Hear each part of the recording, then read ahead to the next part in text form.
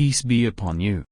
In this video, we present a scientific miracle of the Holy Quran, Haman, the minister of the pharaoh.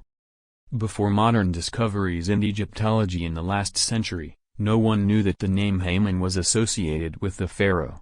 In the Bible, the name Haman is used for an assistant of the king of Persia, who was the founder of the Persian Empire, from 559 to 529 BC, hundreds of years after Moses, peace be upon him. In 1822, Jean-François Champollion, born 1790, died 1832, translated and decoded all the hieroglyphs on the Rosetta Stone. After that time, the association of Haman with the pharaoh of ancient Egypt was revealed. It became clear that Haman was a minister of the pharaoh, as some scriptures mentioned Haman as the minister or the head of the stone quarry workers. In the hieroglyph papyrus, two prayers were asking God to bless the overseer of stones, Haman. More than 1,400 years ago, in the Holy Quran, the name Haman was mentioned in association with the story of the pharaoh and Moses, peace be upon him.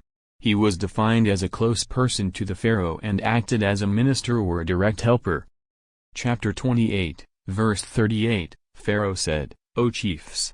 No God do I know for you but myself, therefore, O Haman, light me a kiln to bake bricks, out of clay, and build me a lofty palace, that I may mount up to the God of Moses, but as far as I am concerned, I think, Moses, is a liar.